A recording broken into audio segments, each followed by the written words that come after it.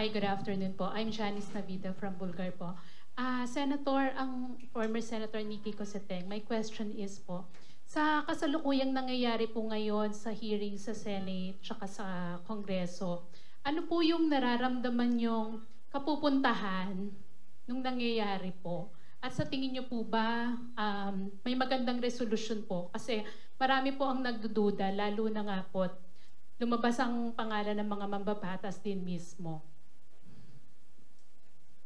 Yung Senado kasi at yung Kongreso, hindi sila pwedeng magbigay ng hatol. They cannot convict. This is not a court. In the same way, you know, if you send it to the courts to hear, iba po yung sa Senado at saka sa Kongreso, di ba? Kasi dapat nga actually yung ginagawa ng Kongreso ay in aid of legislation. Dapat, kung ano man ang natuklasan dito sa mga nangyayari, merong maghahain ng mga panukalang batas para ma-address yung mga problema. Kung meron mang butas o kung meron mang hindi natutugunan, so pwedeng magkaroon ng pag-aamenda dun sa mga kasalukuyang batas. So hindi sila dapat maghatol ng kamatayan or maghatol ng life imprisonment. Hindi nila trabaho yun. Kung tutuusin, di ba? So saan mapupunta to? Yung mga tao dapat, yung mga taong kinaukulan ay dapat makasuhan. Pagkatapos pupunta na yan dun sa korte. Di ba? Sila, you have the, it will eventually, the Sandigan Bayan is there, the Ombudsman is there, so they will have their day in court. Because these individuals will also have their defense. Hindi ko alam, from where I'm sitting right now, I don't know sinong garapal, sinong guilty, sinong hindi guilty. I cannot say that right now, di ba? They will have their day to defend themselves. And the procedures will go on. As Professor Simbulan had said, there are mechanisms for attaining the result, the desired result, according to law. Hindi yan, hindi naman yan favoritism o sino malakas, sino hindi. Sa tingin niyo po ba yung nangyaring pagpapalit ng liderato sa Senado ay makakatulong sa ginaganap na investigasyon? Yung pagpalit ng liderato, parang parang aspirin, kung tutuusin sa tingin ko. Kasi ang taong bayan ngayon, dahil sa social media, no, kasama na sila dun sa lahat ng mga hearing, naririnig nila lahat. So pag nagkaroon ng change of leadership, siguro iniisip din nila, maaari, hindi ako sigurado, hindi naman ako kasali sa usapan doon, pero parang magkaroon ng bagong imahe. Diba? Pero makikita nyo pa rin yung hatian. Politika pa rin ang maaring maging kalabasan nito, dahil kung sinong mas maraming kakampi, ang tinutulak nga yung tao sa two sides eh. Ikaw ba maka-Marcos ka o ikaw ba o maka-Duterte ka? Eventually, baka mawala na nga yung usapin ng graft and corruption, di ba? Kasi isipin nila, itong mga ito, kaya dinidiin kasi mga maka-Duterte. Hindi ba? Kaya, hindi nga dapat kumabot sa ganon. Pero hindi natin maaalis yung personalan. Maaaring it's not even between Marcos and Duterte, the two of them eh. Baka meron pang mga aninong gumagalaw sa paligid-ligid na kumukumpas dito sa mga pangyayaring ito. Ang laki ng pera na yan eh. Lahat ng mga nakapaligid, lahat ng mga tumulong sa mga politiko, lahat ng mga nagbigay ng kontribusyon, lahat ng kamag-anak, baka maaring mga kamag-anak man, or hindi lahat, medyo mostly, baka they want a share of the pie. And if they're not getting enough of a share of a pie or not having a share of the pie as easily as others, baka silang may interest dito na guluhin itong usapan na to. So, ang dami-daming mga iba't ibang factors. That's all speculation. The point is, we have to let it flow according to what the law provides. And huwag kayong matakot, huwag kayong maawa. Hindi yun eh. This is not an awa issue. This is not, parang kawawa naman, ganyan.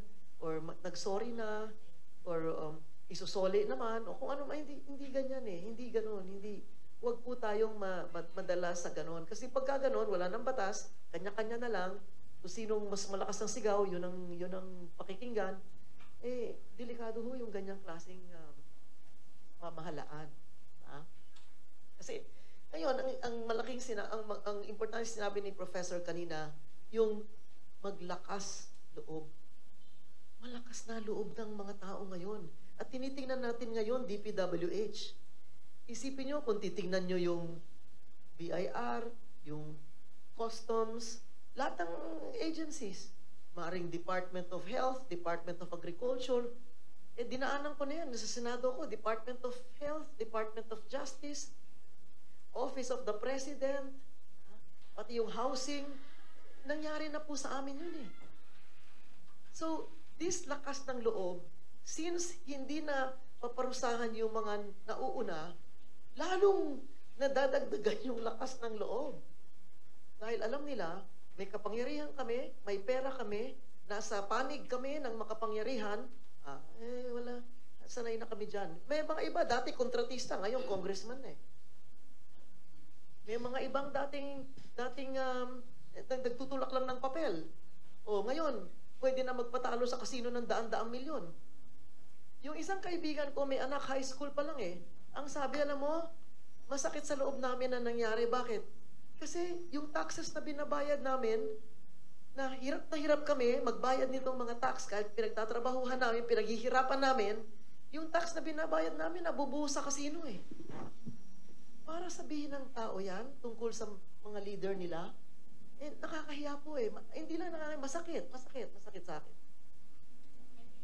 Last na lang po, kayo po ba pabor na gawing state witness ang Diskaya couple at ang mga DPWH engineers? Alam mo, yung pagsa-state witness, hindi po yan ang paraan para mapawalan ng sala.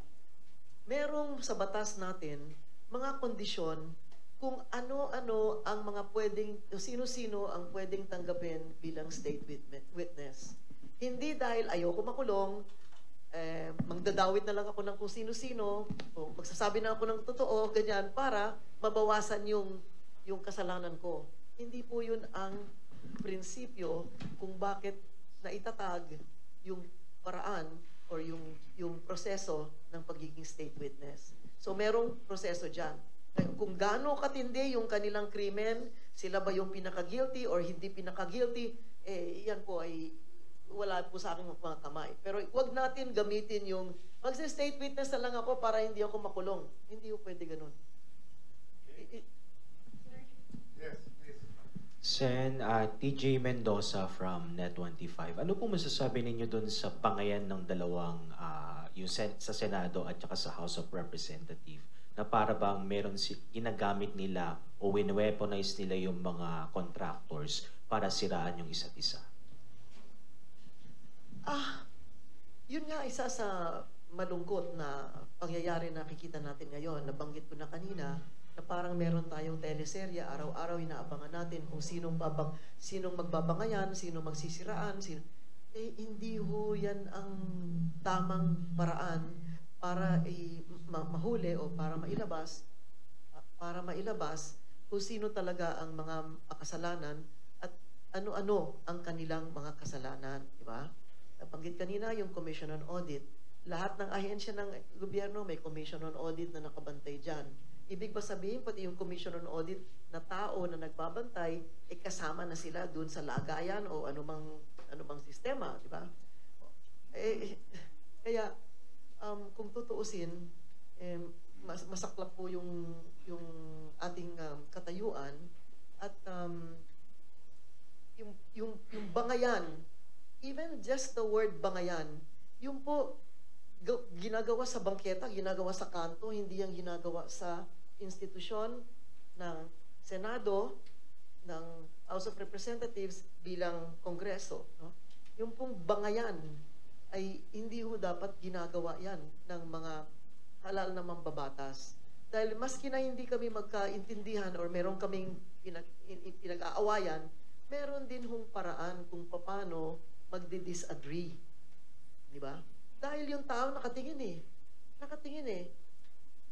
Lagi nga namin sinasabi dati, tinatanong ako eh, oh, bakit kayo, paglabas nyo, kahit nasa grocery, kahit saan, maayos yung suit nyo, maayos yung damit nyo. Sabi ko, kasi hindi ko alam kung sino makakita sa akin eh. Kung sabi niya, binoto ko yan, tingnan mo, nakachinelas, nakaduster, mukhang hindi naligo ng 3 araw. Ang sama, di ba? Hindi maganda yun eh. Kasi inaabot mo yung estado na pinagkatiwalaan ka na ng tao, kaya siguro meron silang idea na ganito dapat ang aking mambabatas, ganito ang aking mayor, ganito ang aking gobernador. Kanya-kanyang, meron silang inaasahan na meron kang sarili mong decorum na pwede nilang igalang yung binoto nila maski na noon. Di ba? Or ano man. Diba? Can I add something? Actually, dapat nating linawin na itong nangyayari hindi labanan ng mga Marcoses versus the Dutertes, no? Although that is what they want us to believe, no? Ang issue talaga dito yung accountability at transparency. Kasi whether you are with Marcos or sympathetic with the Dutertes, kung nagkamali ka o nagkasala ka, dapat managot ka, di ba? Hindi yung kakampi mo ito. Ngayon, it so happened that nung mga nakaraang election natin, lalo na senatorial election, nagkaroon ng slate yung Duterte at Marcos camp, no? And yung mga tumakbo at nanalo, dahil nanalo sila under that slate, parang pagtingin nilang papel nila doon, para protektahan yung interest ng Duterte. Bawa sa Senado, yung mga na-elect na senatorial bets ng Duterte camp, nakikita nila ang ano nila doon, papel nila para protektahan. Pag pinupuna yung mga Duterte, no, o gustong ituloy yung impeachment trial sa Senate, ang papel nila para i-block yun. Kaya sila nasa Senado. But let us remember that itong issue ng accountability and transparency and matagal ng ano ito eh. Halimbawa, in the case of projects, infrastructure projects, no? Kasi matagal na. I remember late 60s, 70s, ano pa. No, yung mga karamihan ng mga issue sa corruption sa pamahalaan related sa infrastructure projects, no? At lalo na nung panahon ng Marcos dictatorship kasi walang check and balance, walang nagbabantay, walang effective, walang gumaganang legislative branch, no? Kasi pinasara eh, no? Kickback sa mga ginawang projects, no? Hindi lang mga flood control projects, pati mga highways, bridges, lahat. At kaya nga yung ine-estimate na yung Transparency International na yung ine-estimate na billions of dollars worth of ill-gotten wealth ng mga Marcoses nakuha sa mga kickback, no? Na lumobo ng lumobo, lalo na ng Marcos dictatorship kasi walang check and balance noon. Kaya free they had the free all to to do anything they wanted, no? So kaya importante sa atin katulad nung tinatalakay natin kanina na itong institutions natin given by the Constitution and processes gamitin natin, no? Para kasi naman to fair eh kasi kahit ikaw ang ina-accuse through these processes in the Constitution you are given the chance to defend yourself. Hindi naman yung pag ikaw ay nabanggit o naakusa, guilty ka na. Hindi. May pagkakataon ka na. Use the process. No? If kung talagang may ebidensya ka, mapapaano ka, no? Papawalang sala ka. No? So, dapat siguro, I think yung point kanina ni Nikki, yung palakasin natin itong institutions. No? Ito yung ating focus. No? Siguraduhin natin na itong institutions natin sa judicial system, pati sa legislative branch and executive, gumagana. Kasi kung hihina ito o imamanggel nila, talagang walang mangyayari. Paikot-ikot lang tayo. Ngayon, I think itong recent development na magtatayo ng independent commission, no, para imbestigahin itong flood control scam, naging scam, no? Ay dapat gawin ng isang independent commission. Kasi kung ang mga kongreso, either the Senate or House, ang gagawa niyan, pala. Katulad nung sabi ko, the other day, sabi ko kay Wilson, it would be like asking the mafia to investigate itself. No? Kasi sila mismo involved dyan di ba? Daming congressman. Kaya nga nung last election, 2022, nung mga nagre-register pa lang yung mga party list groups, we exposed certain party list groups as fronts of some dynasties, including contractors. Ginagamit nila yung ano para madagdagan yung kanilang miyembro sa Kongreso.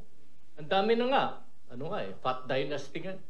Fat dynasty nga sila. May mayor, congressman, governor, galing from the same family. Dadagdagan pa. O kaya yung iba may term limit na, maximum na. Gagawin nila magpapatakbo ng magtatayo ng party list group. Yes po, kay Sen, tanong ko lang po, since nabanggit po ninyo kanina na in aid of legislation po yung may aambag po ng mga hearing natin sa Senado at saka sa Kongreso at saka yung recommendations po.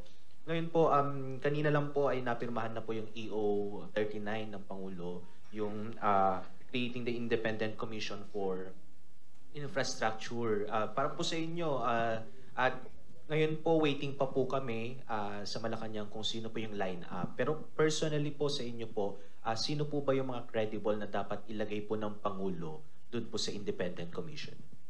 Mahirap po ako tanungin sa mga bagay na yan dahil that is up to the President to choose. I would just like to share with you my experience during the time of President Joseph Estrada. I was the one who started the investigation on the Centennial scam. I don't know if you remember that during the time of Ramos, President Ramos. It was called the Centennial scam. People may have forgotten about this. Some estimate that it had reached 60 billion pesos. Others more than that. So I was a senator then. I delivered a privileged speech. It was referred to the Blue Ribbon Committee, just like all other privileged speeches of that nature. And the hearings went on for several months. Okay? The president then, President Estrada, created a committee or a commission composed of several members. Rene Sagisag headed, former Senator Rene Sagisag headed that commission. And there was, I believe, now Senator Francis Pangilinan. And there was former SSS chairman, I believe, or administrator Cora de la Paz. And I'm not anymore quite sure if then Executive Secretary Ronnie Zamora was part of that. I think he was. It's in a long time. Ngayon lang natanong, ngayon ko lang na nagbabalik isip ito, no?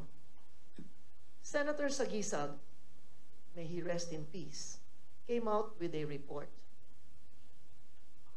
The members of the commission did not want to sign that report of Senator Sagisag. This is my first time to go public about this.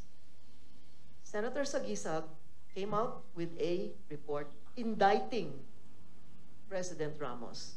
Before that report came out, he came to me. Sabi niya, yung binibigay mo sa amin, 40 plus, 50 plus counts. 6 years imprisonment per count on President Ramos. Sabi niya, pwede ba 22 counts na lang? Kasi mahirap ma-approve yun. It's legal. These lawyers, they're good at this. The other living witness to this issue is Senator Drilon. It was Senator Drilon who recommended to me Hubert Guevara, who passed away recently. Hubert Guevara was the lawyer that Senator Drilon assigned to me to document all my evidences on this Centennial scam. So merong commission. Independent yan. Si Sagisag naglabas ng report. Walang gusto pumirma. Sagisag was made to write a second report, which did not indict President Ramos for all these charges that we had brought to the fore. This was the justice system then. I don't know what it's going to be like today. I'm saying that this had happened to me. My other expose was on Hilarion Ramiro. It reached on Ombudsman. The other report was on the housing scam. Oh yeah, the housing scam. Karina David was the housing czar of ERAP. It was from her reports in the finance committee. I was the vice chairperson, and he was hearing the thing about the housing scam. Yeah, that was 43 billion pesos. 43 billion pesos. And I think 42 billion, sorry, 42 billion. It was, I think, 19, if not 23. I'm not anymore sure now because subject only came up now. No, I'm not sure. 19 or 23 billion was involved. Then, Congressman Manny Villar in the housing scam. I was also the author of the privileged speech, which I delivered on the floor on the housing scam. Only one newspaper carried it, I remember. I can't recall what newspaper it was, and it said, Villar leads gang of 12 in housing scam, because there were 12 contractors that were involved in this. We can dig it up in the Senate if you want, and look at the privileged speech, and look at all the hearings, took several months, etc., etc. But these are institutional processes, you know, that were followed. Now the results, ERAP was removed from office. ERAP was removed. So the next, if I'm not mistaken, the ombudsman at the time was it Desierto? Desierto. So, because ERAP was removed at the start of that year, the appointing power in August, when Desierto was going to be removed, was no longer President ERAP Estrada. So, what happened? The whole thing just vamoosed into thin air. And now I remember what happened.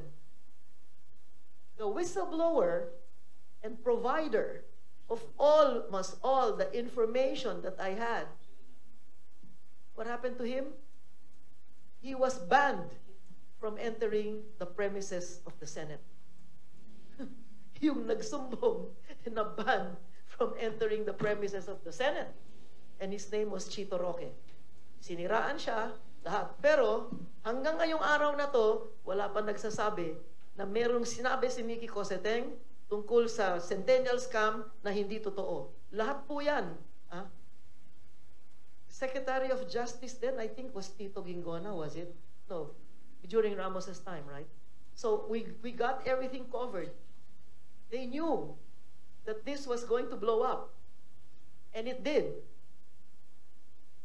And then what? So the next generation now, after that, of public officials would feel, na naman nangyari eh. Pagod lang si Cosseteng eh. Di ba? Oh, ngayon ano? Tingin sa lahat ngayon, oh, everybody's clean. O, di ba? Pero, nagdadagdag yan doon sa sinasabi ni Professor Simbulan ng lakas ng loob.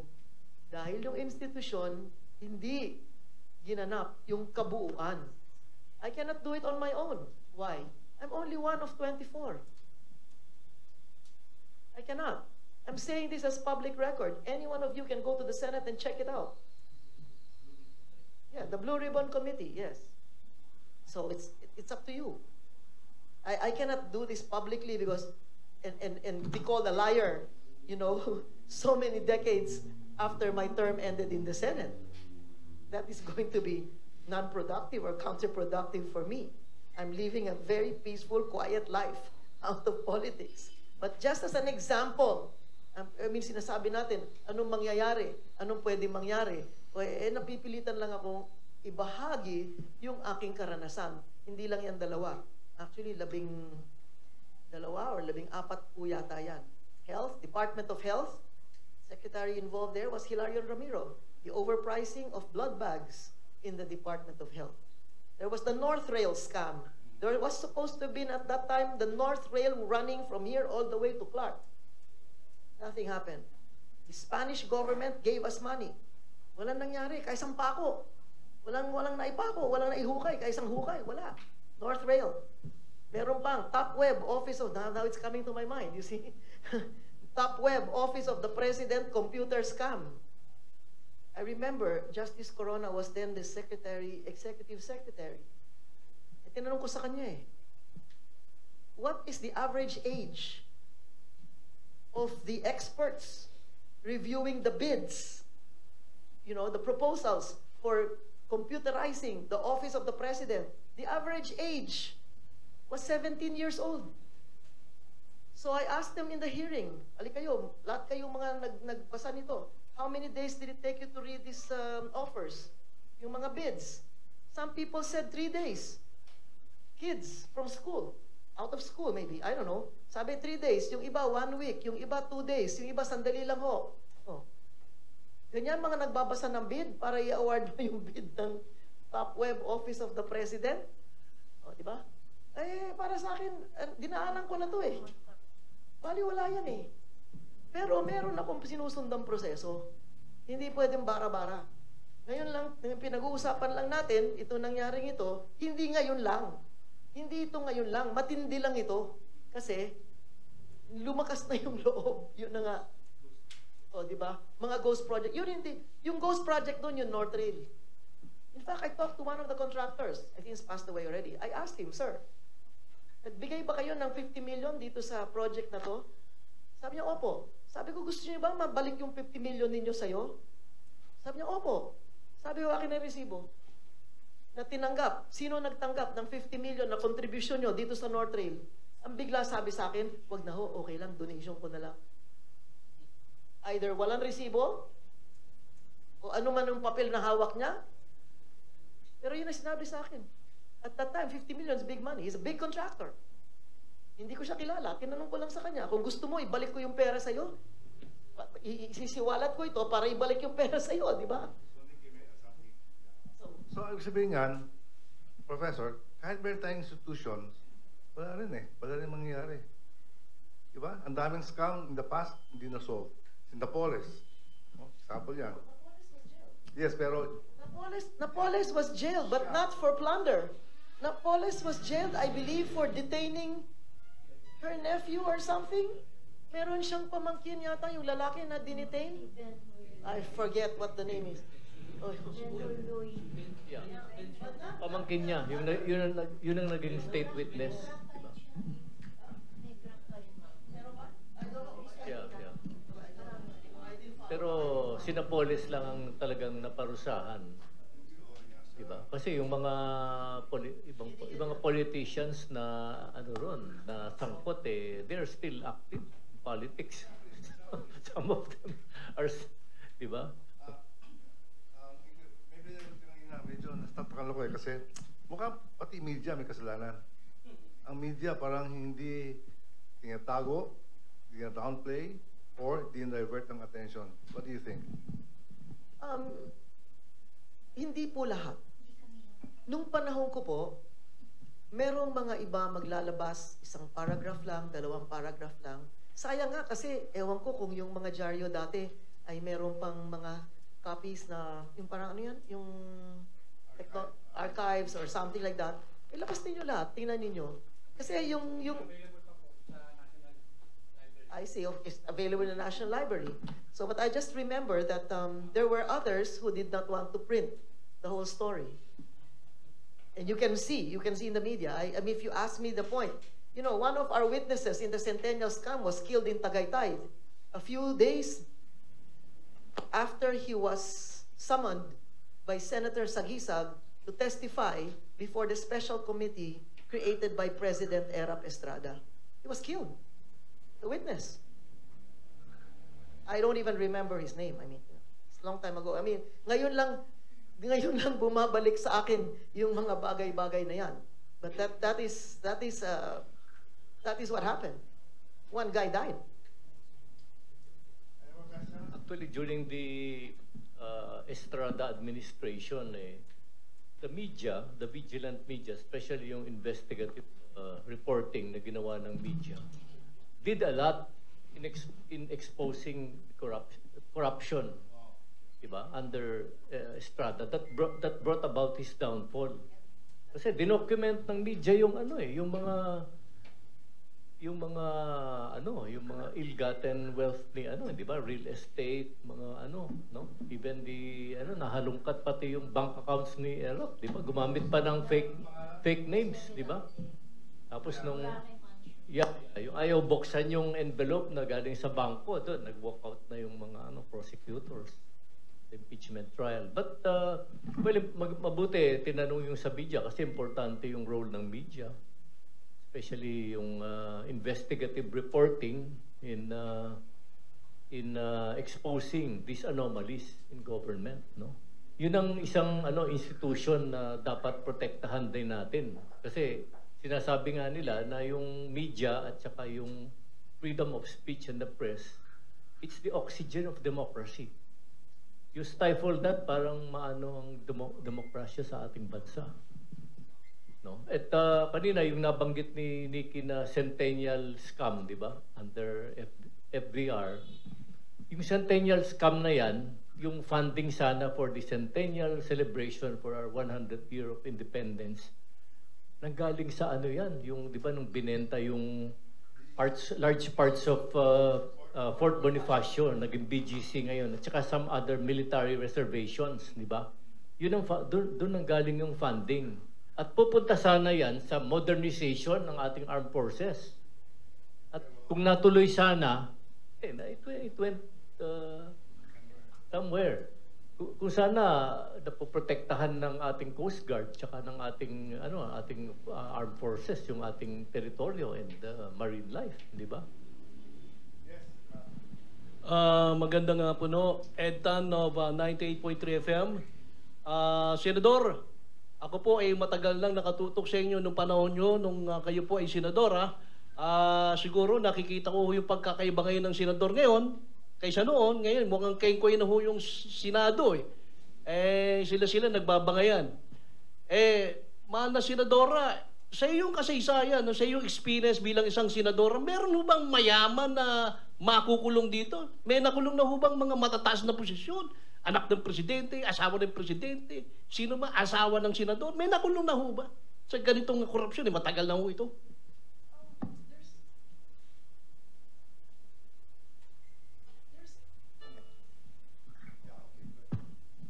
There's always a first time. There's always a first time. I mean, I don't want to... I mean, it's a hypothetical question, no? It's very hard to answer a hypothetical question. There's always a first time. Ayoko mawalan ng pag-asa. Sinabi ko kanina, malungkot lang ako. And seriously, I was very depressed. I was very disturbed up to now. I'm still bothered by what's happening. It's affecting me severely. Kasi tingnan nyo, kayo lang magtatanong sa akin, sasabihin nyo sa akin, tingnan nyo yung Senado, parang kengkoy. Ayaw ko po marinig. Natawagin na kengkoy yung Senado.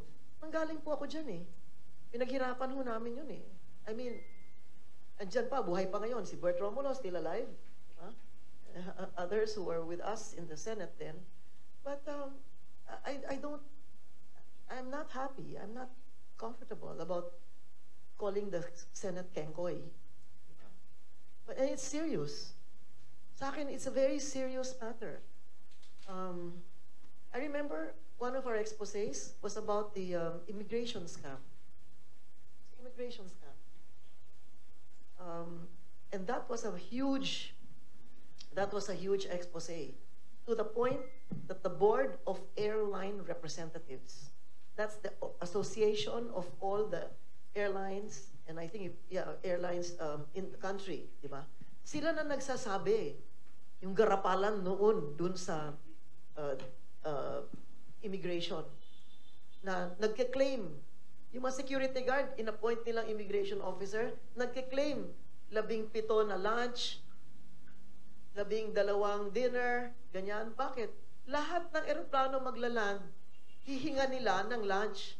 Paano mo naakyat yung 17 plus 12 ng ilang 10 merienda? Isipin mo isang tao, gano'n kine-claim na 8 taxi ride. Sabi ko, sa dami ng nagki-claim ng taxi, wala nang makakapasok na kotse sa airport. Dahil libo-libong taxi na yung pumapasok every hour. Wala nang dadaanan ng ibang kotse. Di ba? Ganun katindi yung scam na yun. Yung sa immigration. So, I mean to say, talking about scams, hindi po ito bago. Kaya lang, meron tayong pagkakataon na baguhin yung mga resulta ngayon kung wala man nangyari dun sa amin dati. Kasi dati nangyayari, dati nangyayari nagre-resign. Nag-resign si Secretary Bonoan. Alam mo, kilala ko si Bonoan eh. Nung nasa Congress ako, ASEC yan. Pag nag-i-inspection kami, linggo eh. Sabi niya, linggo ma'am, walang opisina sa linggo. Sabi niya, walang araw ko mag-inspection ng project doon sa Luzon Avenue, you know, DPWH. But I mean to say, projects are there. Every cent was put in there, you know, hindi katulad ng ngayon na wala na. Meron nga naglabas ng isang ghost month ngayon, kaya pala maraming ghost project. Yun ang pinagtatawanan na eh. I mean, say it's not, I don't even think it's nice anymore. Hindi na tama na ganun. I don't think the government deserves it, but the government should deserve the respect by making sure all these things run to its ultimate conclusion. Thank you very much, Senator. Yes, you have a question? Please, quickly. Kasi I want to end up already. Identify yourself, please. Pili Fortaleza po. As you were saying now a while ago, na kailangan nating ayusin ang system. Pero nagiging problema po, yung nagpapatakbo ng system. So, what do you think will be the best solution that we can do to strengthen the system? If the people running the system are the one na nagpapahirap sa system. That's really a problem. I'd like to think that the people entrusted, those in service today, and those who are appointed by those who are entrusted to serve, andyan po yung kanilang mandate, na sana, no, matauhan din sila. Kasi, parang ang nangyayari, sumakay ka ng eroplano, tapos, yung piloto mo pala, platero, hindi pala siya piloto. Nilalaman mo, nandun ka na sa babaw, di ba? Paano gagawin mo? Yan, isang problema. So, siguro tanungin natin si Professor Simbulan. Dahil ako, isang observer at first-hand experience ko na po yan nung nandun ako sa Senado at sa House of Representatives. Pero hindi ho ganyan sistema ang aming naranasan. Nagkaroon talaga ng maayos na investigasyon, nasiwalat lahat, nabigay lahat in the proper legal manner, and yet also because time runs out, we're only serving a period of 3 years per term, and well, at that time I had only 1 term in the House, and I had 2 terms in the Senate. After that, you have to run again. So the question will be, do you have the means to run again? Because if you don't have the means to run again, or you feel that, hey, this is not the same ball game I applied to run to join. This is not the same game I applied to join. So if the game is basketball and my skill is in tennis, you cannot expect me to get in there.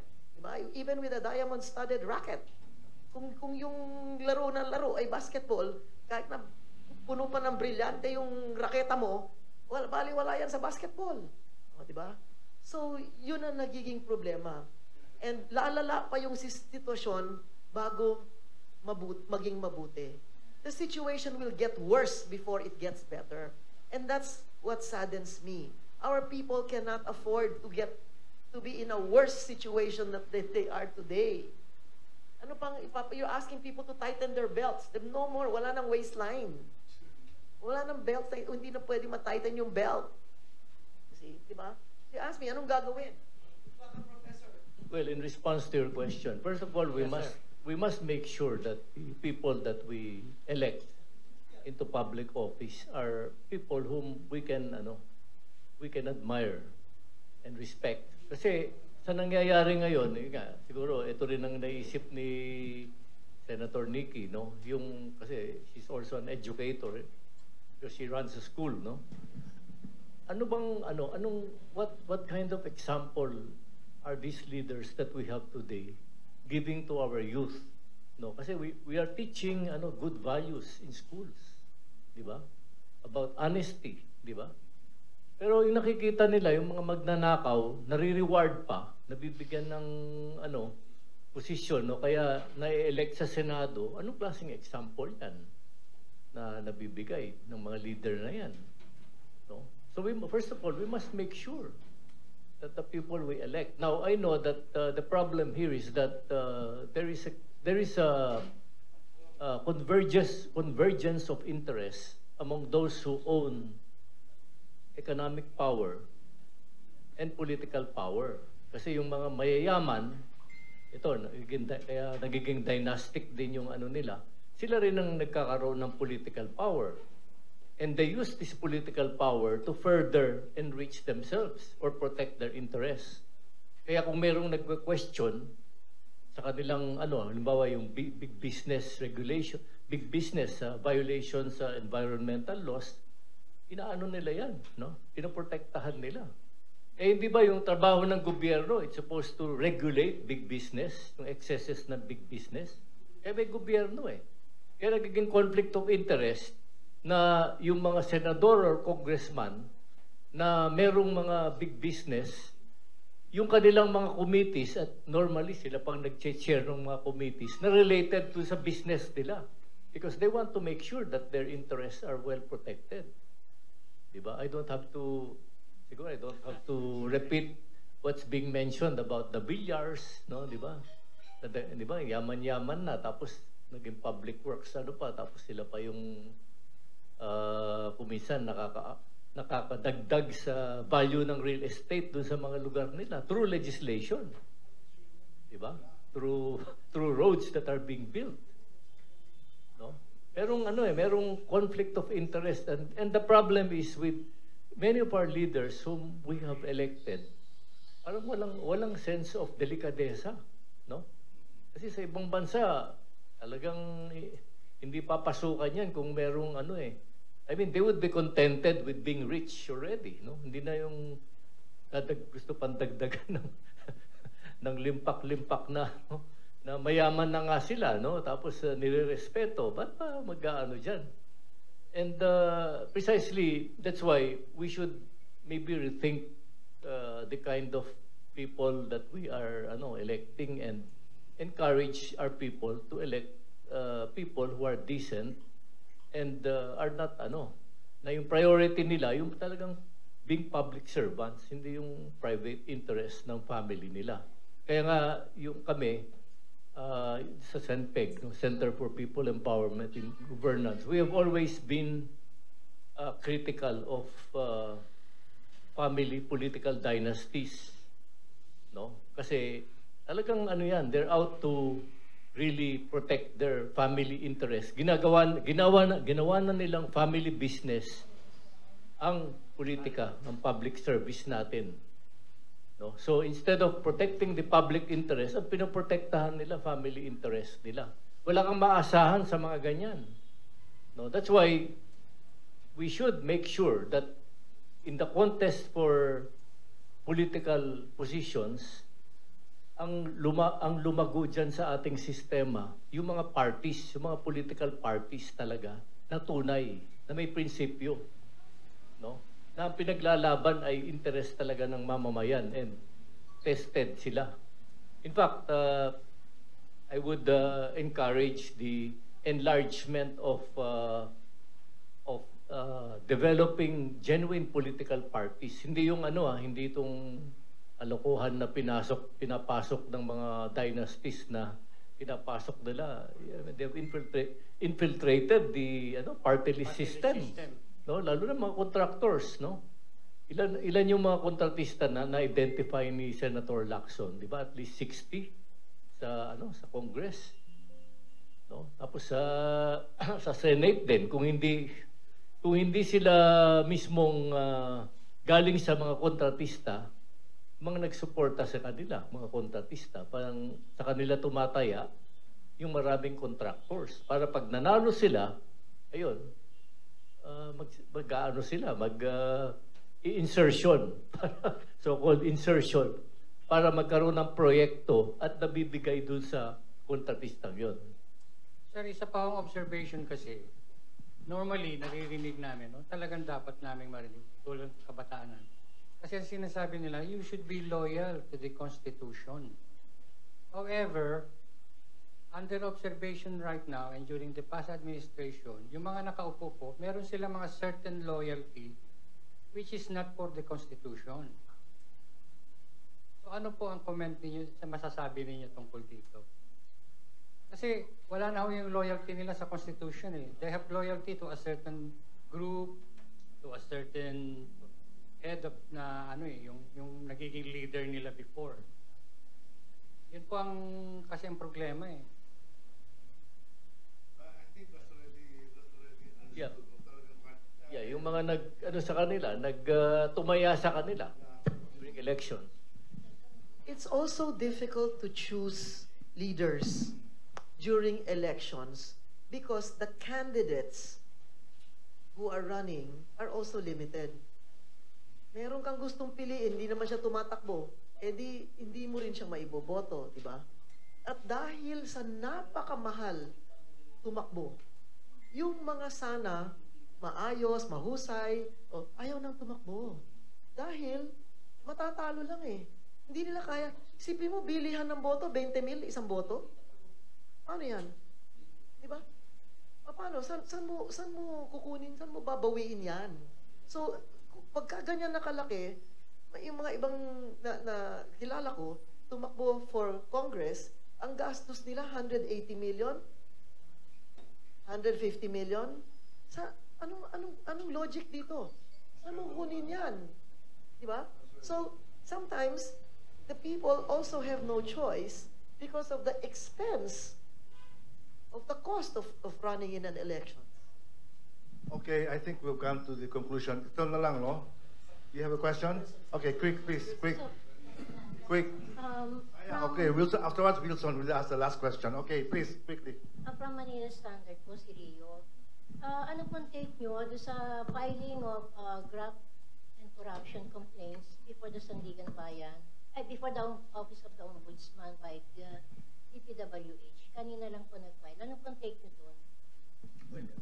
Well, kailangan yun. Kasi para ma-prosecute sila. Ang special court kasi yung Sandigan Bayan against corruption eh. Yung violators of the Anti-Graft and Corrupt Practices Act. No, that's the special court designed to really prosecute these people in government, especially officials who have committed crimes, no? Especially crimes that violate their position, at saka the Constitution, no? By the way, gusto ko lang baka kung makalimutan, no? Kasi maraming NGOs na nagpe-prepare ng ng parang it's like an indignation protest. Bukas daw, meron Sa 21, hindi malaki sa 21 ng umaga, starting at 9 sa Luneta, September 21, yung anniversary ng martial law declaration nila. Kasi yung bukas, tsaka yung coming days, yan, mga build-up actions in preparation for September 21. So, paki-announce na lang ito through your media outlets, yung September 21, because I think important yung ng mga tao, vigilance, to show their indignation and vigilance in what is happening. Before I ask Wilson, Professor, may possibility ba na yung nangyari sa Indonesia at sa Nepal, mangyayari dito? Meaning, ang tao ay, sa galit ng tao, maging violent sila? What do you think? Posible, kasi kung walang ano yan, kumbaga walang safety valve kung saan papaanohin mo yung ano di ba? O galit ng tao, kung walang outlet, ika nga, kung saan mahuhusgahan o paparusahan, no? So if there is a public perception that the officials themselves are covering it up, no? Posible, kasi lalo na maraming nahihirapan, tapos baba yan, 12% value added tax, no? Daming nahihirapan diyan, tapos tumataas pa yung presyo ng mga bilihin. It could Okay, let's hope. it could go Right. out of control, Yeah. no? Kung walang masisingaw, no? Walang singawan yung public outrage na yan. Yeah, let's hope. Yeah. Okay, Wilson, your last question, please. Okay, so let's pray for peace. Huwag sana mangyari yan kasi tayo rin matatalo no? Okay, on that note, I would like to thank everybody for your presence. Thank you very much, Senator Constantine, and thank you very much, Professor, for coming here. And this ends our forum today. Maraming salamat and have a nice day.